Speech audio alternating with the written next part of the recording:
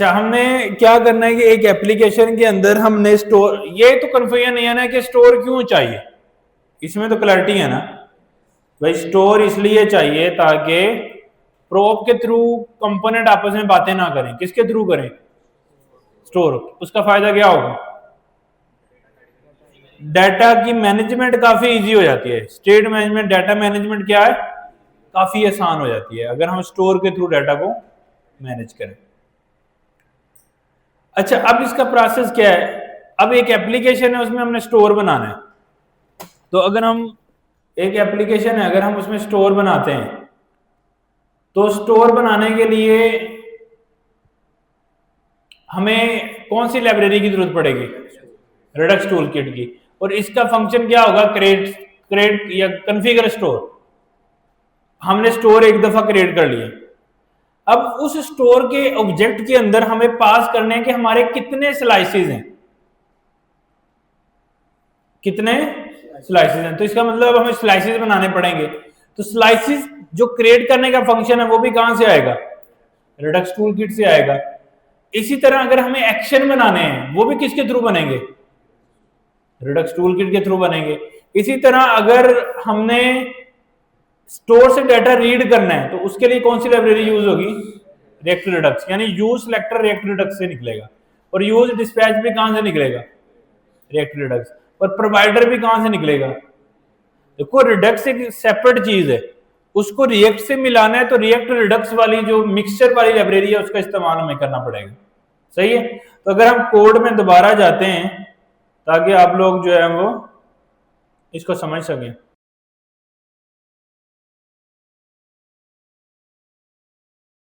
अच्छा, इसको मैं यहां पे ले जाता हूं। ये मेरे पास, आपके पास मेरा प्रोजेक्ट है, ठीक है। तो हम क्या करते हैं, अभी के लिए सारा कोड जो हमने कल किया था ना वो रिवर्ट कर देते हैं ताकि हम दोबारा से डीपली समझ सकें। ठीक है, ये मैंने खत्म कर दिया, स्टोर भी यहां से उड़ा दिया। ठीक है,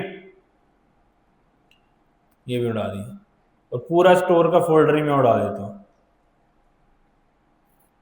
ओके हो गया। अब कोई रिडक्स नहीं है इसके अंदर।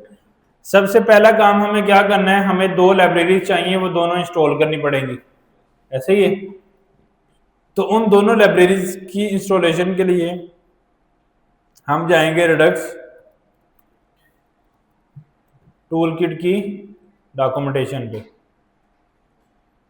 और यहाँ पे जाके क्विक स्टार्ट पे क्लिक करेंगे तो ये यहाँ पे हमें दे देगा कि ये दो लाइब्रेरीज जो है ना आप इंस्टॉल कर लें, रिडक्स टूलकिट और रिएक्ट रिडक्स।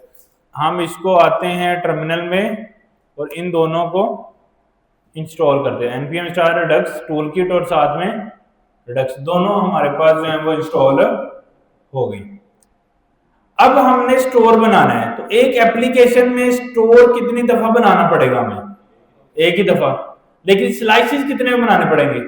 वो डिपेंड ऑन द फीचर, कितने जितने मर्जी हो सकते हैं। तो स्टोर बनाने के लिए हम कहते हैं सोर्स में जाते हैं, एक फोल्डर बनाते हैं, उसका नाम रख लेते हैं स्टोर, सारी स्टोर इसमें होगा, और उसमें एक फाइल बना लेते हैं store.js, और उसमें हम क्या करते हैं, constant store equal to configure store. और ये हमें कहां से मिलेगा? रिडक्स टूलकिट से मिलना चाहिए था ना। इसके पैरामीटर के अंदर हमें एक ऑब्जेक्ट पास करना है। इसके पैरामीटर में क्या करना है? एक ऑब्जेक्ट पास करना है। स्टोर का एक वेरिएबल है, यानी एक हमने कॉन्फ़िगर स्टोर से स्टोर बनाया और उसको कहां सेव कर लिया? स्टोर के वेरिएबल में। अब स्टोर जो है वो इस वक्त खाली है, ये जो ब्रैकेट है ना, इसका मतलब है कि ये कंप्लीट एक स्टोर है। अब सारी चीजें इसके अंदर फेंकें या इसको क्या बनाएं? इसके अंदर क्या बनाएं?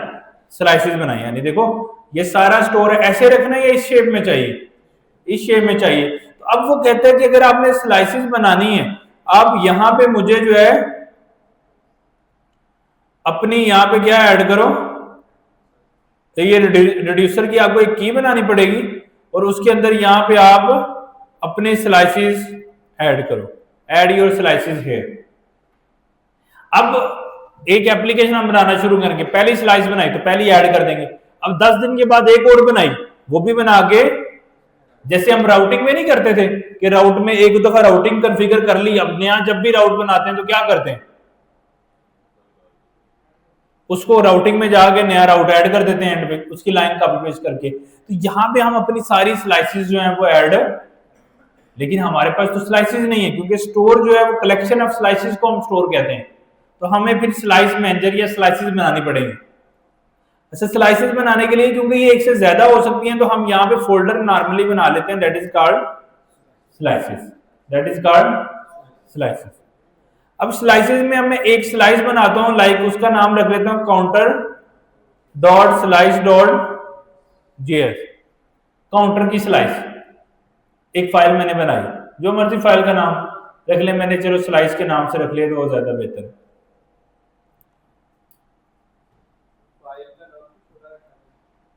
क्योंकि रिएक्ट का कंपोनेंट नहीं है, बताया हुआ है ना मैंने कि रिएक्ट का कंपोनेंट हो तो बड़ा नाम, अदरवाइज छोटा नाम। तो स्टोर का भी देखो मैंने छोटा ही रखा है, तो क्यों, क्योंकि ये भी रिएक्ट का कंपोनेंट नहीं है। रिएक्ट के कंपोनेंट के अलावा हर चीज जो है वो छोटे नाम से होगी। अच्छा, अब इसमें हमने बनानी है क्या, स्लाइस। क्या बनानी है, स्लाइस बनानी है। तो स्लाइस बनाने के लिए मैं यूज करूंगा कांस्टेंट स्लाइस। कौन सी slice, counter slice equal to, अब स्लाइस क्रिएट करने के लिए मैं क्रिएट स्लाइस का फंक्शन यूज करूंगा।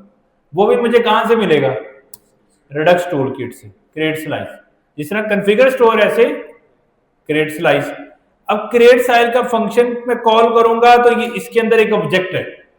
अब स्लाइस जब हम बनाते हैं ना, यानी एक स्लाइस बन गई तो एक ये डिब्बा बन गया, उस डिब्बे का नाम क्या है ये इंपॉर्टेंट होता है। उस डिब्बे का नाम क्या है वो इंपॉर्टेंट होता है।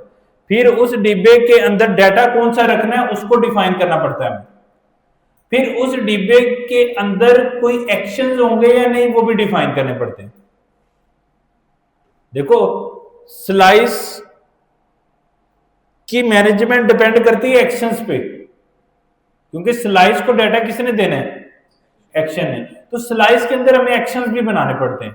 तो एक्शन और स्लाइस इकट्ठे बनते हैं, आप ऐसे कहते एक ही फाइल में। काउंटर की स्लाइस है तो काउंटर के एक्शन भी और उसकी स्लाइस की मैनेजमेंट भी, वो सारी इसी स्लाइस के थ्रू ही होगी।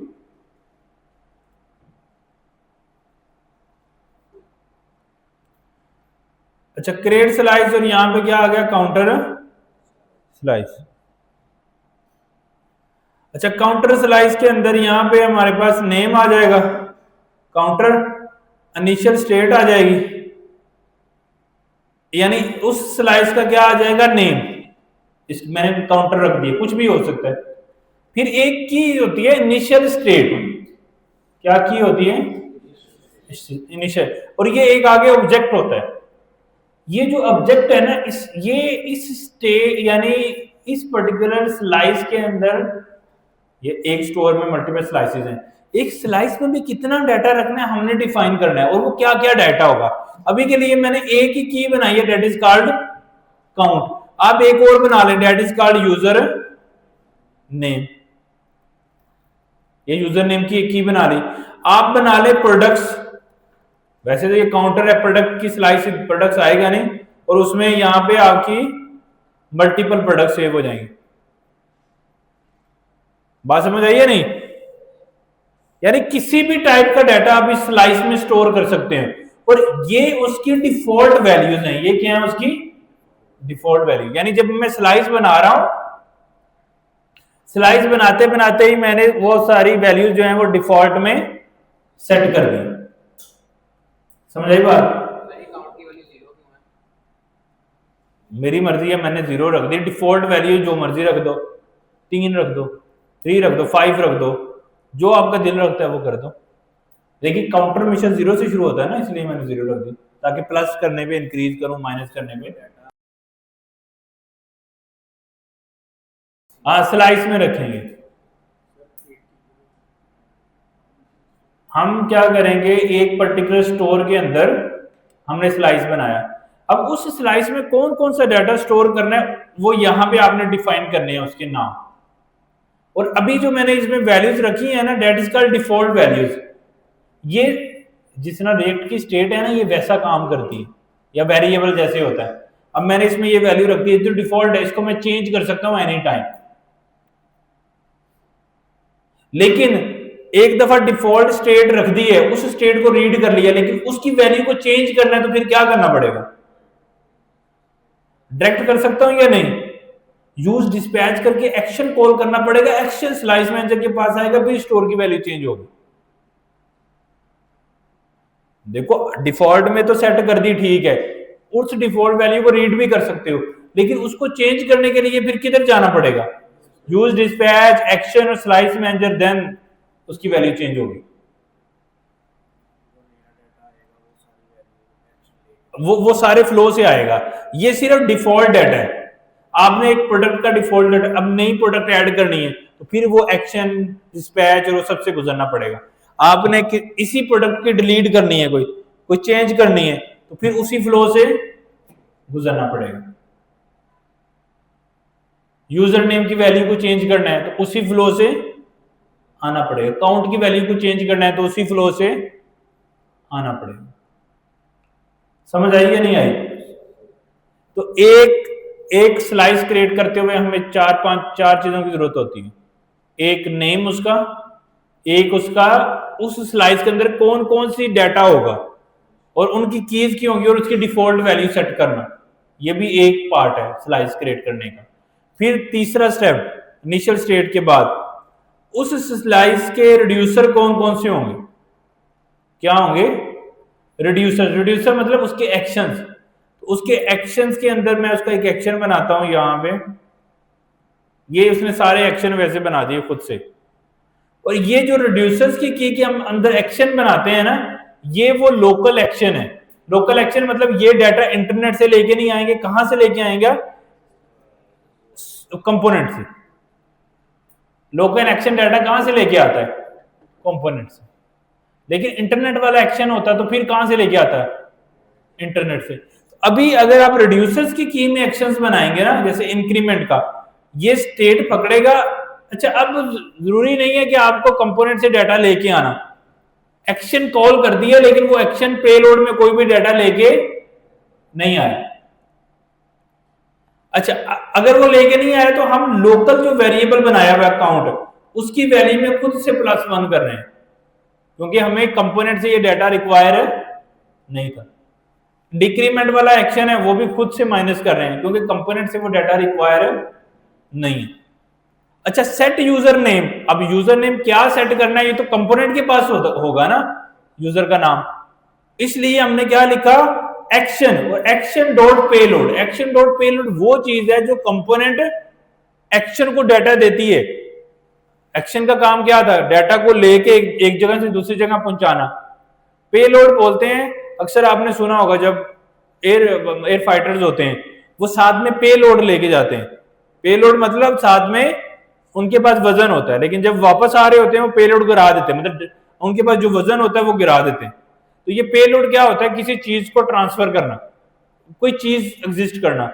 कंपोनेंट डाटा देगा एक्शन को थ्रू पेलोड। वो पेलोड मुझे एक्शन के अंदर मिल रहा है, एक्शन डॉट पेलोड, उसको मैंने स्टेट में सेट कर दिया। अब ये स्टेट क्या है? ये वाली चीज, पहले ये डिफॉल्ट वैल्यू थी ना, लेकिन चेंज करने के लिए मैंने क्या बोला था? हमें एक्शन की जरूरत है। तो ये एक्शन है, इंक्रीमेंट एक एक्शन है। ये एक्शन कॉल होगा कहां से? कंपोनेंट से। जब ये कॉल होगा तो ये करेगा क्या? ये स्लाइस के अंदर एक प्लस कर देगा, ये क्या करेगा? माइनस कर देगा। ये क्या करेगा? ये एक्शन, ये कंपोनेंट से जो नाम हमने भेजा होगा उसको लाके किस में रख देगा? स्टेट डॉट, यानी यूजर नेम की वैल्यू को चेंज करेगा। ये क्या करेगा? प्रोडक्ट्स के अंदर एक नई आइटम ऐड कर देगा। कौन सी आइटम ऐड करेगा? जो कंपोनेंट उसको देगा, जो कंपोनेंट डाटा देगा वो इसको ऐड कर देगा। तो ये हमारे लोकल एक्शन बन गए, ठीक है। अब हम जाते हैं ऐसे एक्शन में जो लोकल नहीं है, एपीआई वाले एक्शन है। वो अगर हमें बनाना पड़े तो वो कैसे बनाएंगे? तो उसके लिए हम यूज करेंगे एक्स्ट्रा रिड्यूसर। क्या यूज करेंगे? Extra reducer. अब ये एक फंक्शन होगा, देखो एक्शन भी एक फंक्शन होता है, उसका पहला पैरामीटर होता है स्टेट और दूसरा पैरामीटर होता है एक्शन का पैरामीटर। ये एक्शन जो वैल्यू लेके आता है वो इसके अंदर आती है दूसरे पैरामीटर में। पहले पैरामीटर में वो वैल्यू होती है जो इस स्लाइस के अंदर ऑलरेडी पड़ी हुई है। जैसे इसके अंदर स्टेट यूजर नेम पड़ा हुआ है ना, तो स्टेट डॉट यूजर नेम हम चेंज कर सकते हैं किस वैल्यू से जो हमें कंपोनेंट से एक्शन के थ्रू आई है। सही है। अब एक्स्ट्रा रिड्यूसर क्या है? Local actions. एक्स्ट्रा रिड्यूसर क्या है? API actions. दो लेते थे ना, रिड्यूसर रिप्रेजेंट कर रहा है लोकल एक्शन को, एक्स्ट्रा रिड्यूसर किसको रिप्रेजेंट कर रहा है? API actions. अच्छा, अब एपीआई एक्शन बनाना है तो पहले ऊपर मुझे एक्शन बनाना पड़ेगा। उसमें कर लेता हूं गेट फेच। अच्छा, वो कैसे बनेगा? उसके लिए मुझे करना है क्रिएट एसिंक थंक का फंक्शन यूज करना है, उसको उस एक्शन का नाम बताना है। जैसे मैंने उसका नाम रखा है प्रोडक्ट फॉरवर्ड स्लैश फेच। फिर आपने क्या करना है, उसके अंदर एपीआई कॉल करनी है एसिंक एक्शन। पहले पैरामीटर में नेम ऑफ द एक्शन आएगा, दूसरे पैरामीटर में फंक्शन आएगा एसिंक्रोनस फंक्शन, क्योंकि इंटरनेट से कॉल करनी है तो एसिंक्रोनस होगा। उसकी बॉडी ओपन होगी उस दूसरे पैरामीटर की, तो उसके अंदर हम एक एपीआई कॉल करेंगे, उसका जो भी जवाब आएगा वो डाटा में रखेंगे और उसको रिटर्न कर देंगे। समझ आई या नहीं आई? अच्छा, अब ये हमारा एक एपीआई एक्शन बन गया। यानी एपीआई एक्शन बनाने के लिए हमें रिडक्स टूल किट से क्रिएट एसिंक थंक का फंक्शन चाहिए। उसके दो पैरामीटर होंगे। पहले पैरामीटर में क्या जाएगा?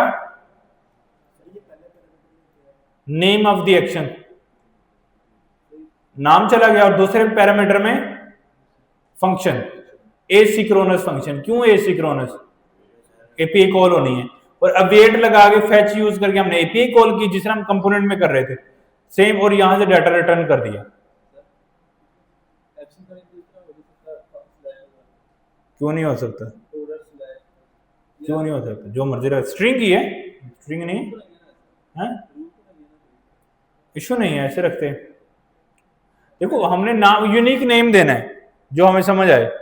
एक्शन हमें प्रोडक्ट्स में 3-4 एक्शन बनाने हैं, तो हम प्रोडक्ट फॉरवर्ड स्लैश करके बना देंगे, इशू नहीं है। नहीं, राउटिंग नहीं है, ये एक्शन का नाम है। ट्राई कैच लगा सकते हैं, इसके अंदर भी लगाना चाहिए हमें। ट्राई कैच में लगा सकते हैं बगैर ट्राई, मतलब ट्राई कैच में लगाएंगे तो ज्यादा बेहतर है ना, वो हमारी एपीआई कॉल हैंडल हो जाएगी। ऐसे होगा, ठीक है। ट्राई कैच के अंदर, ट्राई के अंदर एक्चुअल, एरर के अंदर एरर, और थ्रो एरर कर देंगे आप, ठीक है। क्रिएट एसिंक थिंग एपीआई से डाटा लेके आ रहा है, और डाटा लगा के उसको जेसन बना के किसको रिटर्न कर रहा है? रिटर्न कर रहा है बस। अब इसको हमें, ये हमारा एक्शन है जिसका नाम है फेच प्रोडक्ट्स, वेरिएबल का नाम, और ये सारा हमने डिफाइन कर लिया एक्शन। अब इसको हमने कहां डिफाइन करना है? एक्स्ट्रा रिड्यूसर में। कैसे?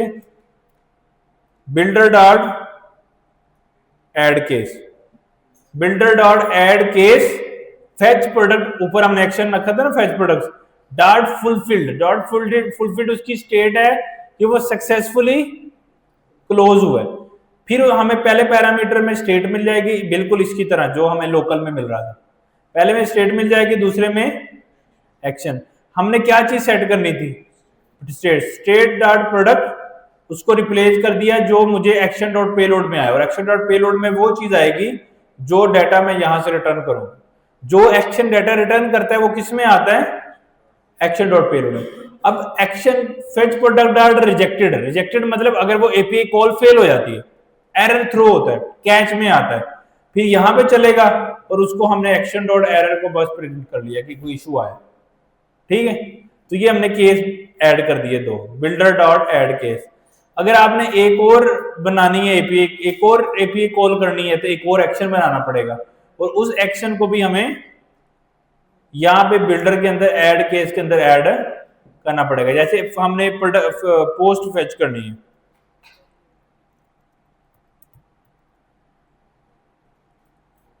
हम लिखेंगे फेच पोस्ट, पहले पैरामीटर में नाम रखेंगे पोस्ट फॉरवर्ड स्लैश फेच, दूसरे में एसिंक एक्शन देंगे, जेसन प्लेस होल्डर से पोस्ट आ जाएंगे, जेसन प्लेस होल्डर से प्रोडक्ट्स भी है ना उसके अंदर,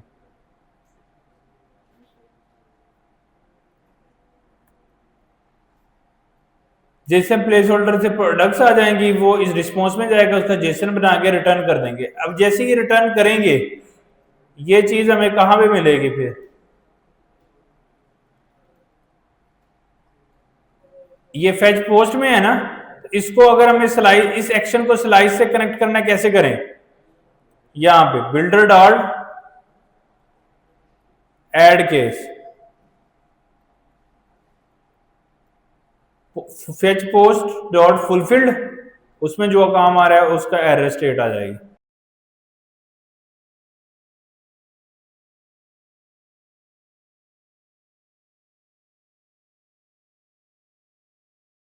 डॉट ऐड केस से चल रहा है,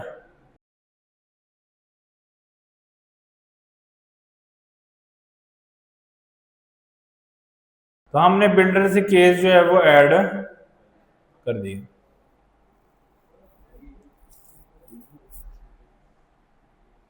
अब इसी तरह फेच पोस्ट का हमने केस ऐड कर दिया बिल्डर के अंदर, अगर वो फुलफिल होती है तो पोस्ट की स्टेट को सेट कर दें। अब यहां पे हमने कोई पोस्ट की इनिशियल स्टेट बनाई हुई है नहीं, तो फिर ये क्या करेगा, एक न्यू ऐड कर देगा, अगर नहीं बनाई हुई तो न्यू ऐड कर देगा। लेकिन बेहतर स्ट्रेटजी है कि हम इनिशियल स्टेट बनाएं, चाहे एम्प्टी रख लें उसको, फिर खुद ही ऐड कर देगा, लेकिन बेहतर है कि ऐड करें ताकि एरर ना आए ना हमें कोई भी। इतनी बात समझ आ गई? तो ये एक ऐसी स्लाइस बन गई है जिसमें एपीआई एक्शन भी है और सादा एक्शन भी है। सादा एक्शन किस में बनते हैं, रिड्यूसर्स में, और एपीआई एक्शन एक्स्ट्रा रिड्यूसर में। अगर एपीआई एक्शन बनाना है तो उसके हमें अलग से ऊपर ऐसे फंक्शन बनाने पड़ते हैं, फिर वो बिल्डर के अंदर ऐड केस करके उनको ऐड करना पड़ता है। और अगर सादा बनाए एक्शन तो बस रिड्यूसर में हम एक्शन का नाम कॉलन आगे उसका फंक्शन डिफाइन कर देना, जो भी आप काम करना चाह रहे हो। लेकिन अब ये डाटा कहां से एक्सपेक्ट करेगा, जब हम इसको डिस्पैच करेंगे इस एक्शन। अब इतना काम करने के बाद इस काउंटर स्लाइस से हमें एक तो एक्शन लेने हैं,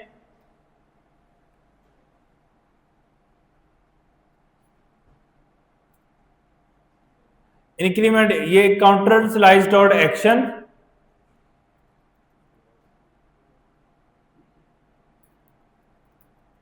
काउंटर स्लाइस डॉट रिड्यूसर, ठीक है। और एक और चीज हमने जो फेच प्रोडक्ट उसको भी एक्सपोर्ट करना है, तो सारी चीजों को हमने एक्सपोर्ट करना है। देखो हमने क्या कहा, काउंटर स्लाइस डॉट एक्शन क्या करता है, हमें वो वाले एक्शन दे देता है जो सादा एक्शन थे उनके नाम, क्योंकि इनको हमने एक्सपोर्ट करना है और यूज करना है कहां पे, कंपोनेंट के अंदर डिस्पैच करने के लिए। देखो एक्शन को कॉल करने के लिए क्या करना पड़ता है, डिस्पैच, लेकिन एक्शन का नाम होगा तो हम उसको डिस्पैच करेंगे ना। तो अगर तो सादा एक्शन है तो फिर हमें क्या करना पड़ता है, काउंटर स्लाइस डॉट एक्शन, उसमें से वो सादा एक्शन निकालने पड़ते हैं जो आपने यहाँ पे डिफाइन किए हुए हैं, increment, decrement, set user, set add product.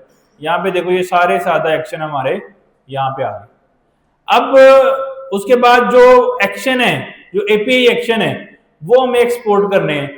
तो वो एक्सपोर्ट करने के लिए यहाँ पे ये जो दो हमारे थे कांस्टेंट, उनको जस्ट हमने सिंपली एक्सपोर्ट कर दिया एक ऑब्जेक्ट की शक्ल में, फेच प्रोडक्ट्स और साथ में फेच पोस्ट, ठीक है। ये भी एक्शंस हो गए।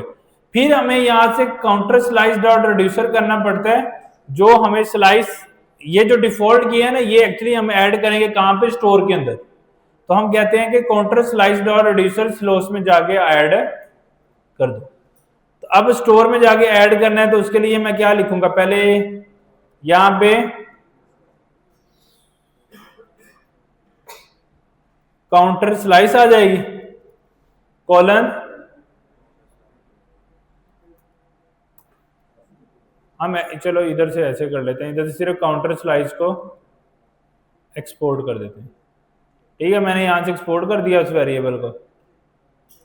या एक काम और भी सकते हैं, यहाँ से सीधा ही कांस्टेंट के साथ ही एक्सपोर्ट लगा दें। ये भी कर सकते थे, हर एक के साथ इधर ही एक्सपोर्ट लगा दें, वो ज़्यादा इजी स्ट्रेटजी। एक्शन तो फिर भी हमें लेने पड़ेंगे, क्योंकि एक्शन हमारे पास जो सादा एक्शन है वो तो उनके तो नाम हम ये वाले एक्शन तो हमने खुद बनाए हैं ना, एपीए वाले एक्शन, तो उसके साथ एक्सपोर्ट लगा दिया मैंने, और ये स्लाइस भी खुद लगाया, उसके साथ भी एक्सपोर्ट लगा दिया। लेकिन ये वाले एक्शन जो हमने नहीं बनाए, हमने देखो रिड्यूसर में सिर्फ सीधा फंक्शंस लिख दिए, तो उसको एक्सपोर्ट करने के लिए इसका स्टाइल क्या है कि ऐसे लिखेंगे, एंड पे काउंटर डॉट एक्शंस लिख देंगे। अच्छा, अब स्टोर में क्या करना है, हमें काउंटर स्लाइस को इंपोर्ट करना है। कहां से import counter slice from slices counter dot slice. ठीक है, अब एक स्लाइस भी मैंने इसके साथ अटैच कर दिया, उसका नाम क्या रखा हमने, काउंटर स्लाइस। अब मैंने इसको रीड कर, अब ये स्टोर बन गया, इस स्टोर को भी मुझे क्या करना पड़ेगा, एक्सपोर्ट। अब एक स्टोर बन गया, इस स्टोर को पूरी मुझे रिएक्ट की एप्लीकेशन को देने हैं, तो मैं इसको क्या करूं, प्रोवाइडर के थ्रू पूरी ऐप पे मुझे लगाना पड़ेगा। तो वो हम नॉर्मली कहां पे लगाएंगे, app.js में, जहां राउटिंग कॉल करते हैं उससे ऊपर प्रोवाइडर का एक कंपोनेंट कॉल करेंगे, जो मेरे स्टोर को प्रोवाइड कर देगा, किसको, पूरी ऐप को। और ये हमें मिलेगा कहां से, प्रोवाइडर रिएक्ट रिडक्स से। और ये स्टोर कहां से मिलेगा, जो हमने क्रिएट किए, देखो ना, ये हमने स्टोर यहां पे क्रिएट किया है ना, जो मैंने एक्सपोर्ट किया, ये हमें मिल गया स्टोर से। और प्रोवाइडर कहां से मिल गया, तो प्रोवाइडर को स्टोर की एज अ प्रॉप चलेगी। अब इसने क्या किया, अब हमारे सारे पेजेस राउटिंग किस में चल रही है, ऐप में, और ऐप में सबसे टॉप लेवल पे हमने क्या कर दिया, प्रोवाइडर लगा दिया। तो अब ये स्टोर पूरे रिएक्ट कंपोनेंट को क्या हो गया, प्रोवाइड हो गया। अब किसी भी कंपोनेंट को इसकी कोई भी स्टेट चाहिए तो वो ये इसमें से ले सकता है, इस स्टोर में से। वो कैसे लेंगे, तो हमने कल एक पेज बनाया था, पेजेस में काउंटर करके, और उसके अंदर मैंने ये काउंट एक डाला था। तो मैं इसको अभी खत्म कर देता हूं ताकि हम जीरो से दोबारा कर लें। अब मुझे कंपोनेंट से डाटा रीड करना है, तो मैं क्या करूं, कांस्टेंट क्या करूं मैं,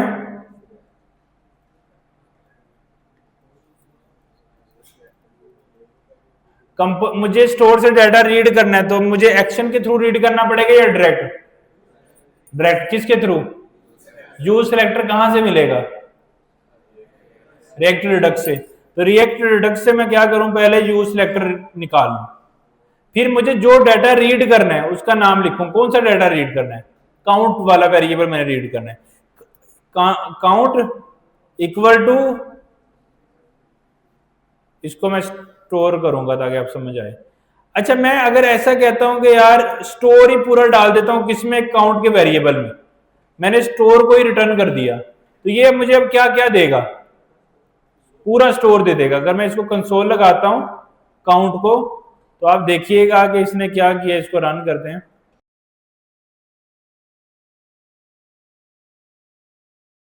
इंस्पेक्ट करूंगा, कंसोल करूंगा, और यहां पे जाऊंगा, और उसका नाम काउंटर के अंदर देखो, उसने पूरे, ये पूरा स्टोर है। स्टोर में अभी कितनी स्लाइसेस है हमारे पास, एक आ रही है काउंटर स्लाइस। काउंटर स्लाइस में कितनी स्टेट्स हैं, काउंट की स्टेट थी, पोस्ट की स्टेट थी, प्रोडक्ट की स्टेट थी, और यूजर। अगर मैंने पूरा स्टोर रिटर्न कर दिया यहां से, तो क्या होगा, पूरा स्टोर मिल जाएगा। अब इसमें से इस वेरिएबल में पूरा स्टोर पड़ा हुआ है, लेकिन मुझे पूरा स्टोर, अगर मैंने सिर्फ काउंटर की स्लाइस में जितनी कीज है सारी चलाई है, तो क्या करूंगा, डॉट काउंटर स्लाइस। अब ये मुझे वेरिएबल क्या रिटर्न करेगा, सिर्फ काउंटर स्लाइस। पहले वो पूरे सारे स्लाइसेस दे रहा था, अब ये कौन दे रहा है, only.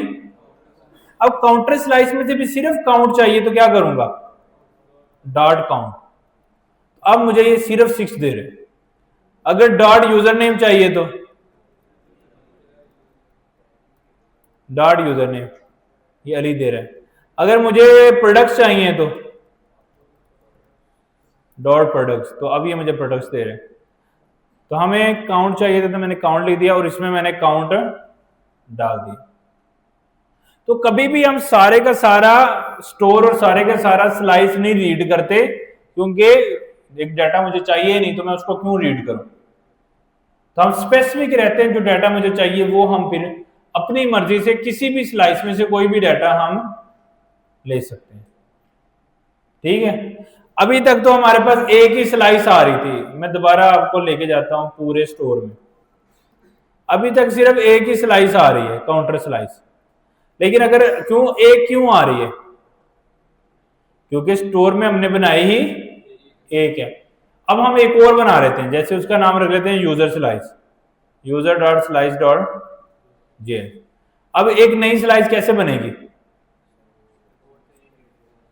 Constant user slice equal to create slice, वो रिडक्स टूलकिट से आ गया। उसका क्या होगा? स्लाइस का नेम होगा,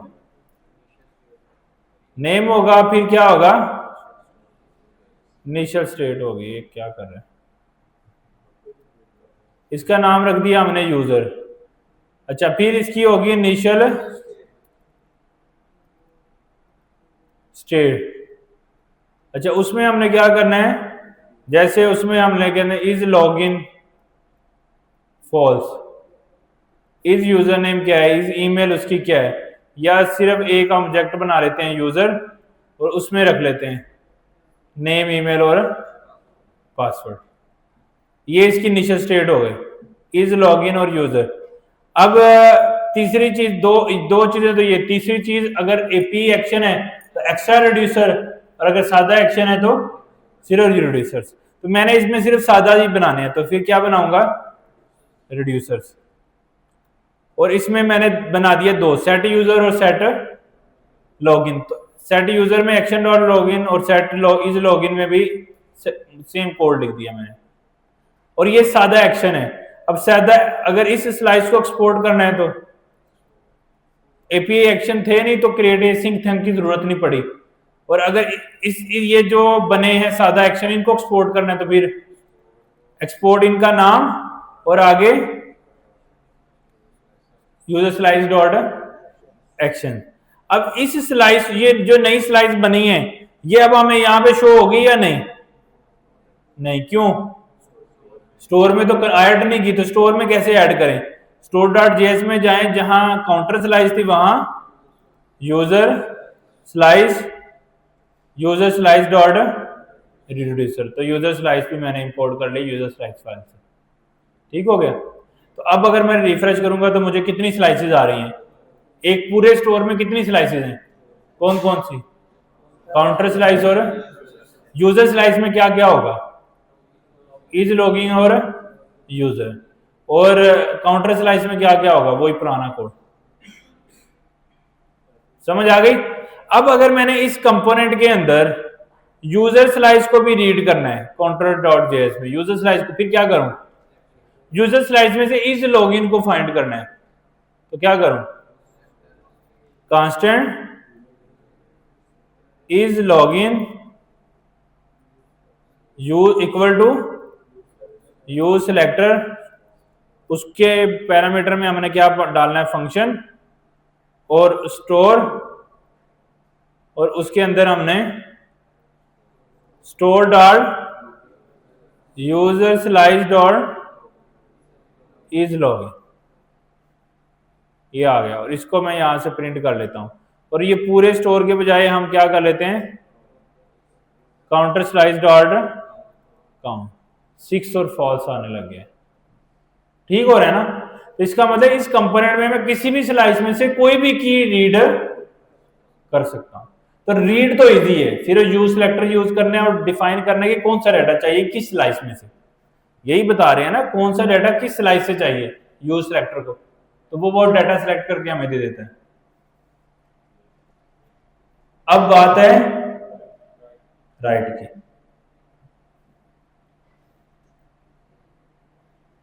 अब बात क्या है, राइट की। तो राइट के अंदर अब मुझे कोई ना कोई चीज चलानी पड़नी है। और राइट के लिए पहले तो एक्शन कॉल करना पड़ेगा।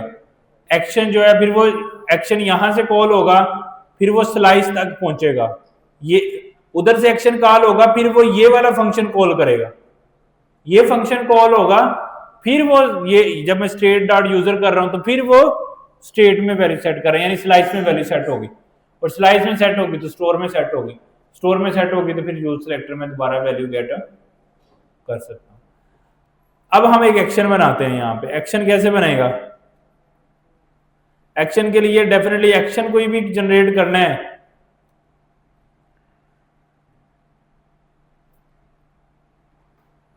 एक मैं लगाता हूं यहां पे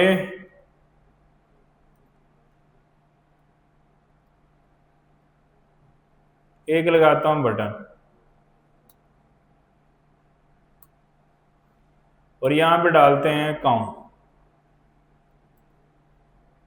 प्लस आ गया, बटन दो और बीच में 6 आ गया, आना चाहिए ना।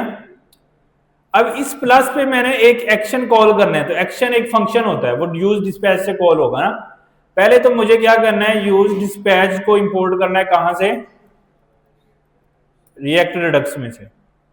उसको इंपोर्ट करके एक वेरिएबल में बनाऊंगा डिस्पैच, यूज डिस्पैच को कॉल करके मैंने डिस्पैच का वेरिएबल बना दिया, ताकि मुझे बार बार यूज डिस्पैच ना लेना पड़े। उसका रेफरेंस क्रिएट करके यूज डिस्पैच का मैंने डिस्पैच का वेरिएबल बना दिया। अब मैं एक फंक्शन बनाऊंगा यहां पे, कांस्टेंट ऑन क्लिक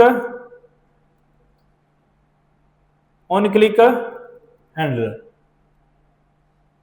क्लिक हुआ है, इसका फंक्शन मैंने बना दिया। ठीक है, बना सकते हैं ना फंक्शन। उसमें मैंने लॉग लगा दिया कि ऑन क्लिक हैंडलर जो है वो क्लिक हुआ है। ठीक है, इसको मैं कॉल कर सकता हूं कहां पे? प्लस पे। कैसे? ऑन क्लिक, ये अब पैरामीटर कॉल करने की जरूरत है? पैरामीटर तो देने की कॉल करने की जरूरत नहीं है। इस पे क्लिक किया तो ऑन क्लिक हैंडलर चला। इस फंक्शन के अंदर मैं डिस्पैच को कॉल करूंगा और साथ में उसको जो है ना वो बताऊंगा एक्शन का नाम, और एक्शन का नाम क्या है जो हमने कॉल करना है? Increment action. उसको कोई डाटा भेजना है, अगर तो डाटा भेजना हो तो वो यहां से हम भेज सकते हैं पैरामीटर से, अगर नहीं भेजना तो खाली पैरामीटर। अब ये इंक्रीमेंट का फंक्शन मुझे कहां से मिला है? काउंटर। अब काउंटर स्लाइस में ये हमें कहां से मिला है? एक्शंस में से, ये इंक्रीमेंट। अब होगा क्या, जब मैं काउंटर में जाके ये वाला फंक्शन चलेगा, वो डिस्पैच कॉल करेगा। डिस्पैच किसको कॉल करेगा? इंक्रीमेंट हैंडलर को। अब इंक्रीमेंट का जब फंक्शन कॉल होगा ये यहां पे पहुंचेगा काउंटर स्लाइस में, ऐसे ही है यहां पे। जब यहां पे पहुंचेगा तो ये वाला फंक्शन कॉल होगा। तो अगर मैं यहां पे भी कंसोल लगा दूं इस फंक्शन में, increment clicked, increment action call, तो अब देखिएगा क्या होगा। ऑन क्लिक हैंडलर कॉल हुआ, इंक्रीमेंट एक्शन कॉल का होगा, यानी इंक्रीमेंट वाला एक्शन जब कॉल हुआ तो उसमें उसने क्या किया था? स्टेट में एक वैल्यू प्लस गई थी तो 1 हो गई, प्लस 1 तो 6 था तो क्या हो गया? 7। अब बात आती है कि जब वैल्यू चेंज हुई स्टोर में तो स्क्रीन पे कैसे नजर आया? यूज सिलेक्टर से। लेकिन बात यह है कि यूज सिलेक्टर तो फिर ऐसे काम कर रहा है जैसे यूज स्टेट काम करती थी, कि जैसे ही स्टोर में वैल्यू चेंज हुई ये चल गया। यही इसकी ब्यूटी है कि जैसे ही वैल्यू स्टोर में चेंज होती है तो ये क्या करता है? चल जाता है। हाँ, यूज स्टेट के अल्टरनेटिव में ये ऑप्शन है, होता है तो स्क्रीन में नजर आ रहा है। Re-render use state, use selector use करोगे ना तो स्टोर में जब भी वैल्यू चेंज होगी तो यूज सिलेक्टर दोबारा चलेगा। इसीलिए तो मैं कह रहा था कि यूज सिलेक्टर में ना ये स्पेसिफिक की रीड करनी है, स्पेसिफिक की। क्यों?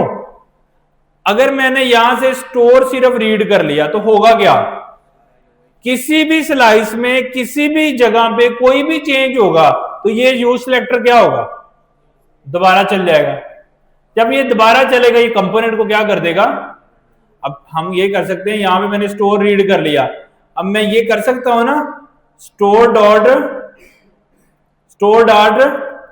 Counter slice dot count. ऐसा करना बहुत नुकसानदायक है। क्यों? कि मैंने यूजर की स्लाइस चेंज की फिर भी ये वाला यूज सिलेक्टर दोबारा चलेगा, मैंने कोई भी स्लाइस चेंज की तो ये यूज सिलेक्टर चल जाएगा। क्यों? क्योंकि सारा डाटा रीड हो रहा है। तो हमें ऐसा नहीं करना, तो हमें क्या करना है, स्पेसिफिक डाटा रीड करना है।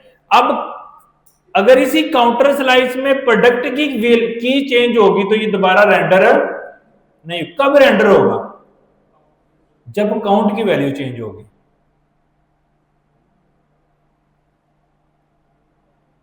समझ आई बात क्या नहीं है?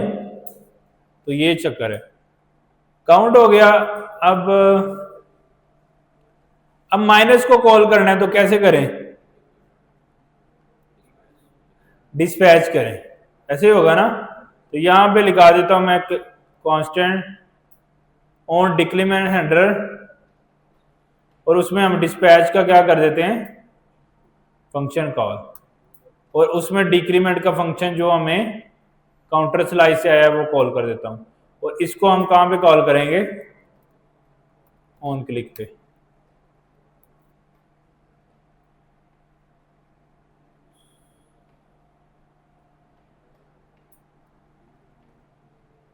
अब हमने करना है गेट प्रोडक्ट्स। अब गेट प्रोडक्ट किसी बटन पे क्लिक करके भी कर सकता हूं, वर्सेस यूज इफेक्ट से कर सकता हूं या नहीं। उससे क्या फायदा होता है, ऑटो। तो यूज इफेक्ट में डिस्पैच में डायरेक्ट चला दूंगा, लेकिन वो इंटरनेट वाला मैंने चलाना है। तो आप लोग बताएं मुझे कैसे चलाऊं। पहले तो यहां पे लगाऊं एक अदद यूज इफेक्ट,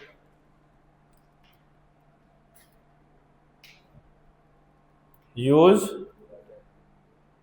इफेक्ट का स्निपेट कॉल हो जाएगा, एक दफा चलेगा ये।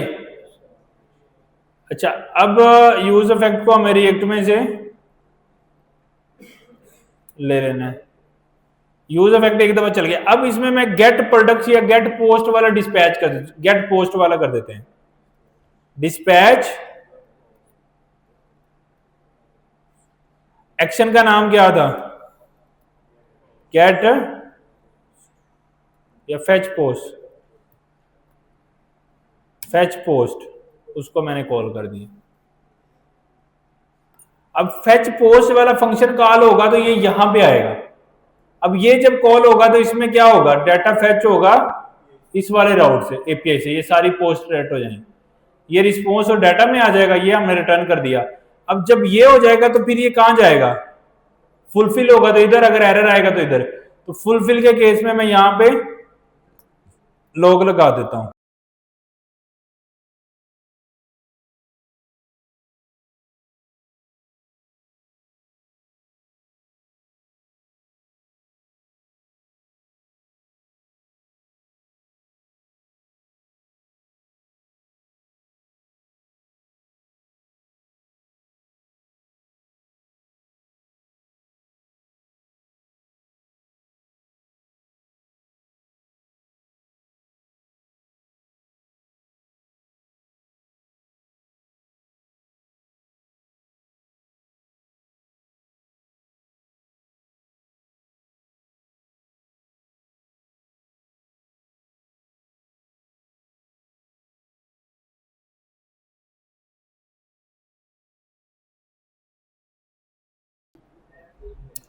अच्छा, हमने क्या किया, हमने डाटा रीड करना था तो मैंने इसको रिफ्रेश किया,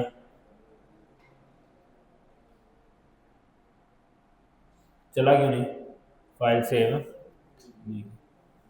जैसे यूज इफेक्ट करेगा तो हमने उसमें डिस्पैच कर दिया एक्शन फेच प्रोडक्ट, लेकिन ये कौन सा एक्शन है, एपीआई एक्शन। ये स्टेट सेट करने से पहले कहाँ जाएगा, इंटरनेट से डाटा लेके आएगा, फिर जो डाटा रिटर्न होगा वो फिर बिल्डर से ऐड केस के तौर पे फुलफिल्ड के अंदर ये कॉल करेगा पोस्ट एक्शन, और फिर पोस्ट के अगेंस्ट में उसको सेट कर दूंगा। पोस्ट एक्शन चला, सारी पोस्ट आई, मेटा डाटा भी और पोस्ट वगैरह भी, वो पोस्ट के अंदर उसने सारी पेलोड के अंदर देखो ये डाटा आ रहा है, ये सारा पोस्ट आ रही है, ये हमने कहाँ रख दी, पोस्ट के अंदर रख दी। क्यों पोस्ट में रख दी, यहाँ देखो स्टेट डॉट पोस्ट के अंदर एक्शन डॉट पे लोड रख रहे हैं, तो एक्शन डॉट पे लोड के अंदर जो भी वैल्यू आ रही है वो हमने स्टेट डॉट पोस्ट के अंदर रख दी। तो अब ये डाटा इंटरनेट से आया। अच्छा, अब दो केस हमने देख लिए, एक वो कि लोकल एक्शन कैसे काम करना है और एपीआई एक्शन कैसे कॉल करना है, दोनों हमारे चल रहे हैं। अगर हमने अब पोस्ट को रीड करना हो काउंटर में तो कैसे करें, कांस्टेंट पोस्ट, ठीक है ना, तो यहां पे मैं पोस्ट को कॉल कर देता हूं। आ रही है पोस्ट, मुझे 100 पोस्ट आ रही है। कैसे, जस्ट मैंने यूज सेलेक्टर को लगाया, डाटा आता है तो एक लोग होने लग जाते हैं। क्यों, क्योंकि डिस्पैच चला, डिस्पैच इंटरनेट से डाटा आया, कहाँ पे गया, स्टोर में, और स्टोर से हमने यूज सेलेक्टर लगा के उसको रीड कर लिया। ठीक है, अब आप लोग मुझे ये बात बताएं कि एपीआई एक्शन जो तो इंटरनेट से डाटा लेके आना था वो ले आया। अब मैंने इंटरनेट से वो पोस्ट, सारी पोस्ट रीड नहीं कर रही, पोस्ट नंबर 1 रीड करनी है। अब सिर्फ एक पोस्ट आ रही है ना, सारी नहीं आ रही। तो ऐसा करने के लिए मुझे क्या करना पड़ेगा, जो सी पोस्ट भेजनी है उसको एज अ पैरामीटर में भेजना पड़ेगा। तो मैं चाहता हूं कि यहां पे मैं पैरामीटर भेजूं, जैसे मैंने 1 भेज दिया, या आप यहां पे एक ऑब्जेक्ट भेज दें, पेज 1 लिमिट 10, ये मैंने भेज दिया फेच पोस्ट को ऑब्जेक्ट। अब फेच पोस्ट के अंदर जाएंगे तो हमें यहां पे डाटा, यानी जो हमें डाटा कंपोनेंट से आया वो मिल जाएगा। अब इस डाटा में से मुझे यहां पे क्या करना है, इसको मुझे बनाना है ये सिंटैक्स में $साइन वाले में, और यहां पे मैं क्या करूंगा, data dot page, forward slash आएगी। और ये यानी अगर आपने कंपोनेंट से डाटा भेजना है,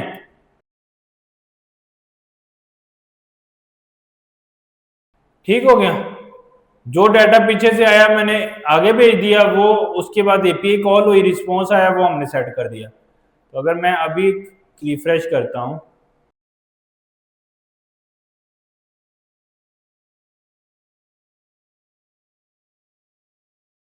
can not except before initialization, नहीं वो ऑब्जेक्ट पास कर दिया ना हमने, तो एक ही पास किया।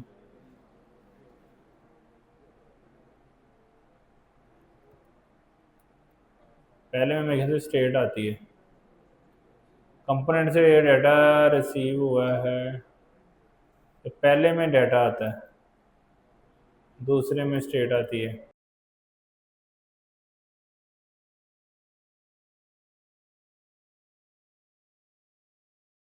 कंपोनेंट डाटा रिसीव,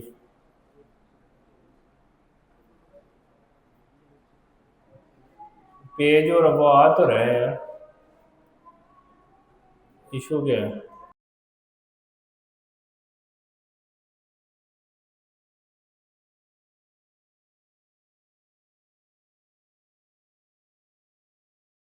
आ रही है। यानी अगर आपने एक्शन को डाटा भेजना है कंपोनेंट से, जैसे हमने ये डाटा भेजा इसको, एक ऑब्जेक्ट पेज और लिमिट, ये आपको मिल जाएगा फेच पोस्ट के पहले पैरामीटर में, डाटा में जो मर्जी नाम रख लें, उसमें से मैंने उस डॉट पेज को एक्सेस किए, उसका वेरिएबल पेज बना के वो मैंने पास कर दिया था।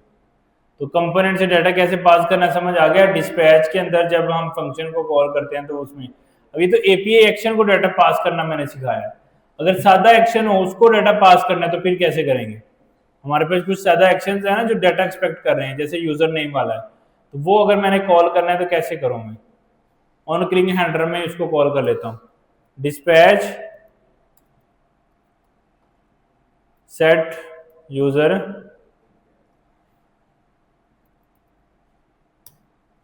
नेम।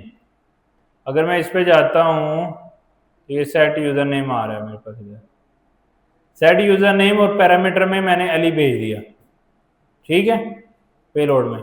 और अगर मैं इसके अंदर यहाँ पे जाता हूँ तो ये मुझे कहाँ पे मिलेगा डाटा?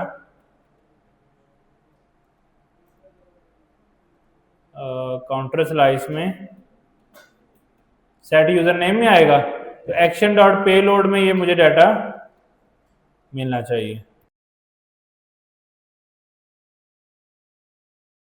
जैसे प्लस पे क्लिक होगा, एक्शन डॉट यूजर नेम वाले एक्शन डॉट पेलोड कॉल हुआ, मुझे अली मिला, वो हमने सेट कर दिया।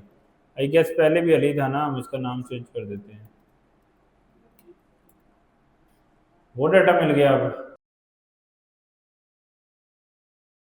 जब कॉल तो हुआ ही नहीं ना, ये नवीद आ गया, उसके बाद उसको मैंने सेट कर दिया। तो अगर मैं यूजर नेम इधर प्रिंट भी कराता हूँ,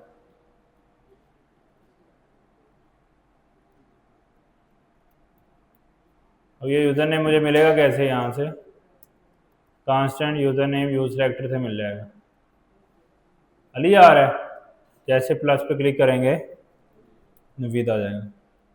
अब हमने ये सीखा कंपोनेंट से सादा एक्शन को डाटा कैसे पास करना है, तो वो बस पैरामीटर में डाटा पास कर देना, ये सिंटेक्स है, जैसे नवीद पास कर दिया। अब ये मिलेगा कैसे उसके अंदर? एक्शन डॉट पेलोड में, यानी एक्शन के अंदर जो भी आप डाटा पास करते हो ना पैरामीटर में, वो एक्शन डॉट पेलोड में मिलता है, ठीक है, सादा एक्शन में। और अगर एपीआई एक्शन हो, जैसे हमने एपीआई एक्शन में डाटा पास किया है, यहाँ पे एक ऑब्जेक्ट पास किया है, वो आपको डायरेक्ट मिलता है, वो एक्शन डॉट पेलोड में नहीं मिलता। ये देखो इसमें पास किया था ना, ये हमें पहले पैरामीटर में डायरेक्ट डाटा मिल जाता है, उसको आप डायरेक्टली यूज कर सकते हो, ठीक है। तो इसमें अब कोई कन्फ्यूजन, क्वेश्चन, चीजें क्या हैं? वही बातें जो हमने थ्योरेटिकली पढ़ी हैं, उसी को मैंने प्रैक्टिकली करके दिखाया।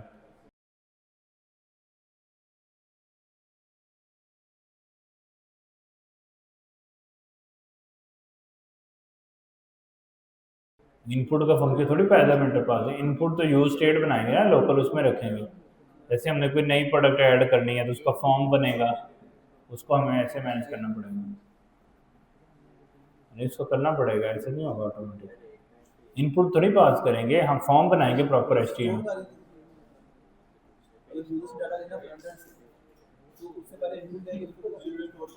वो स्टेट में सेव कर देंगे उसको, फिर जब ऑन सबमिट के ऊपर फिर हम वो डाटा स्टेट से रीड करके स्टोर में सेव कर देंगे।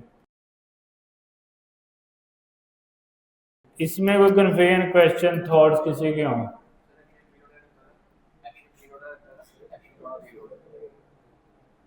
जो हम यहाँ से पास किया, जैसे अभी मैंने पास किया यहाँ से ये वाला ऑब्जेक्ट, या सादा एक्शन में मैंने पास किया है नवीद, ये मुझे एक्शन डॉट पेलोड में मिलेगा। अच्छा, ये हमारा प्रोडक्ट वाला कोड है, ये डिफॉल्ट में फेच भी कर रहा है, लेकिन ना ये लोकल स्टेट से मैनेज कर रहा है इसको, है ना, डायरेक्ट स्टोर यूज नहीं कर रहा, और एपीआई कॉल भी कंपोनेंट में कर रहा है, जो कि हमने नहीं करनी। इस चीज को मैनेज करने के लिए हमें क्या करना पड़ेगा? सबसे पहले हम एक स्लाइस बनाएंगे स्टोर में, उसको क्या बोलेंगे? Product dot slice dot JS, ठीक है। स्लाइस को क्रिएट करेंगे, कांस्टेंट एक्सपोर्ट भी लिख देते हैं, export constant product slice equal to create slice,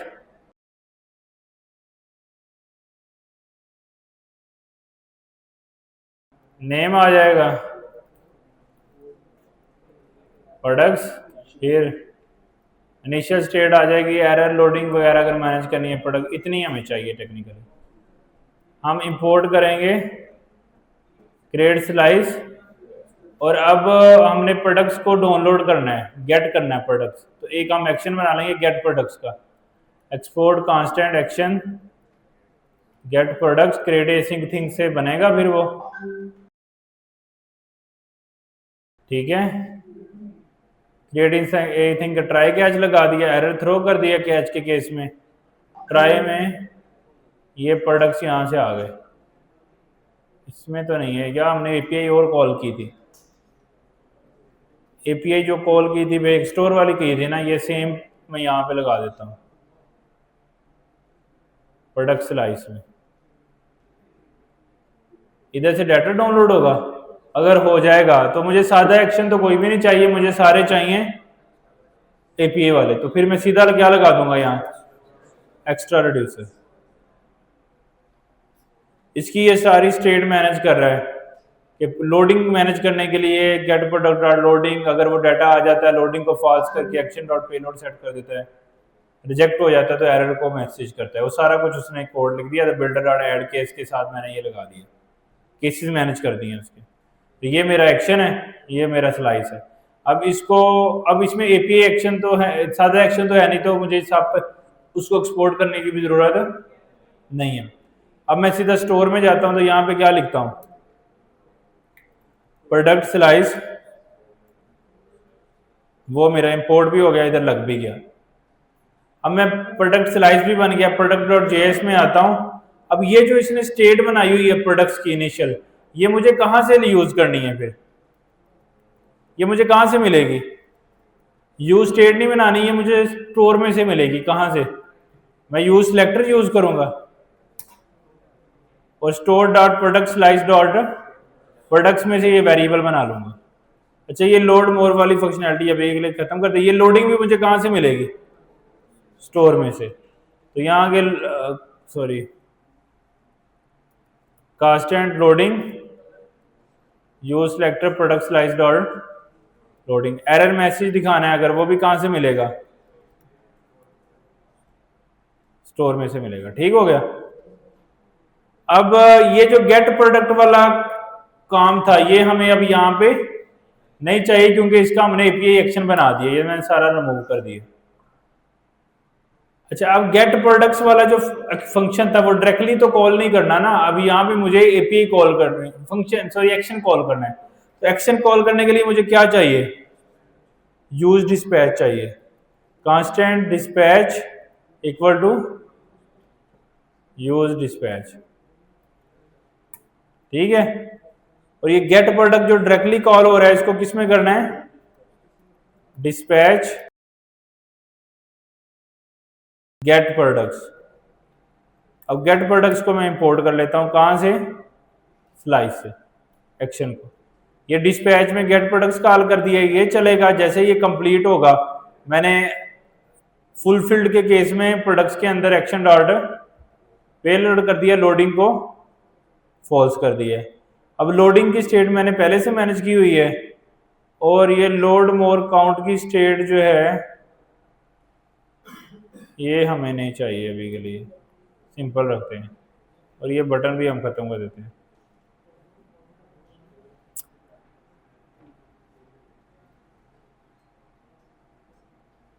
या करना है लोड मोर काउंट भी कर दूं, कर देता हूं। अब लोड मोर काउंट की वैल्यू मुझे स्टोर से लेके आनी है ना, तो यहां पे हम एक स्टेट बना लेंगे, लोड मोर काउंट। अभी के शुरू में ये 0 होगा या 1 हो जाएगा।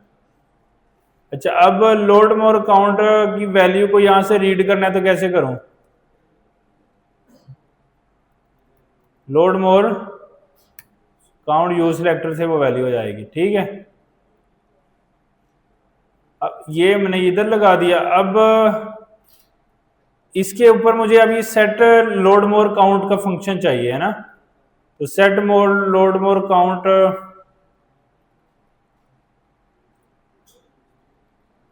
यहां पे एक मैं बना लेता हूं ऑन क्लिक हैंडलर, और इसके अंदर मैं क्या देता हूं, डिस्पैच। अब ये मुझे लोड मोर काउंट मुझे सादा एक्शन चाहिए या एपीआई एक्शन, सादा चाहिए ना, एपीआई वाला नहीं चाहिए। तो मैं क्या करता हूं, ये जो काम इधर किया है इसकी जगह ऑन क्लिक हैंडलर, क्योंकि एपीआई कॉल तो करनी नहीं, ये कॉल होगा लोड मोड। अब ये सेट लोड मोड काउंट मैं इधर बना लेता हूं सादा रिड्यूसर में।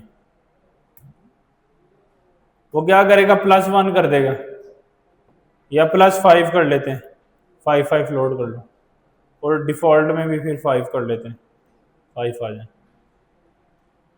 तो सेट लोड मोर काउंट आ गया। और ये सादा एक्शन है, तो सादा एक्शन को एक्सपोर्ट कैसे करेंगे, फिर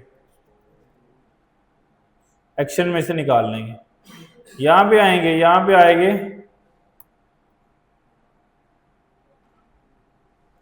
ये फंक्शन हमें चाहिए स्लाइस में से,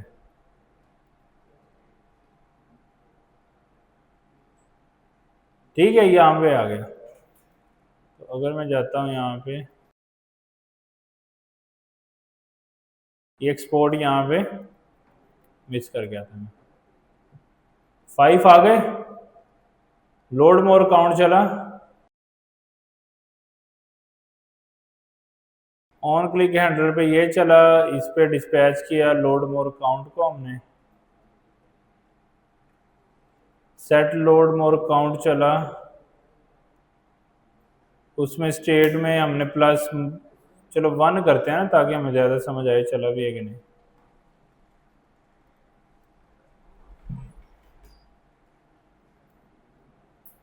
एक आ रही है अभी, ऐसे ही है, नहीं चल रहा, तो क्या इशू हो सकता है,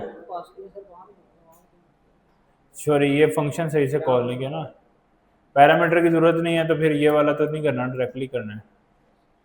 एक आ रही है, 2 आ गई,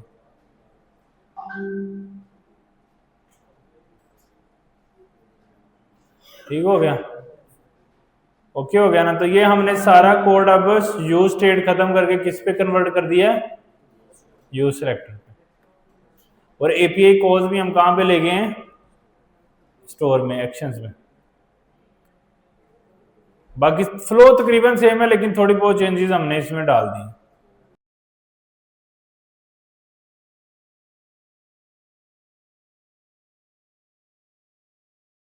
लेकिन जब आप हाथ से करोगे तो फिर आपको समझ आएगा ना, अभी तो मैं कर रहा हूँ।